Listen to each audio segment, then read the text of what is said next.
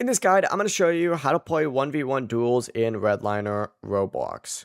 Before we get into this guide, make sure to like the video and subscribe to the channel with all notifications on. It really does help with the channel and it lets us know that you want more content like this. We'd greatly appreciate it. And if at any point throughout this guide you did have any questions, just ask them down in the comment section below and we can help you out further. I'm going to be doing my best to reply to every single comment down there. Also, before we get started, I just launched my ultimate Roblox game dev template, so if you're trying to make your own Roblox game, check out the Gumroad and Etsy links down in the description. Not only does it help with the channel, but it's going to help you make the best Roblox game possible. Now, once you're in the lobby, you need to look all the way over on the left-hand sidebar. You're going to see game modes over here, or you can also just hit start. It pops up at the same screen.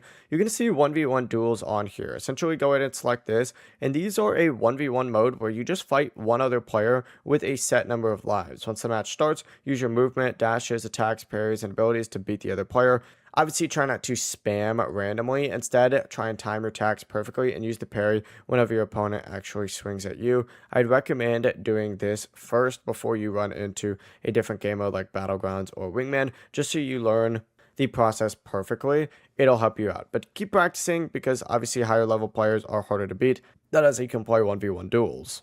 Before you leave this guide, make sure to like the video and subscribe to the channel with all notifications on. It really does help the channel and it lets us know that you want more content like this. We'd greatly appreciate it. And if at any point throughout this guide you did have any questions, once again, ask them down in the comment section below and we can help you out further. I'm going to be doing my best to reply to every single comment down there. Have a great rest of your day though.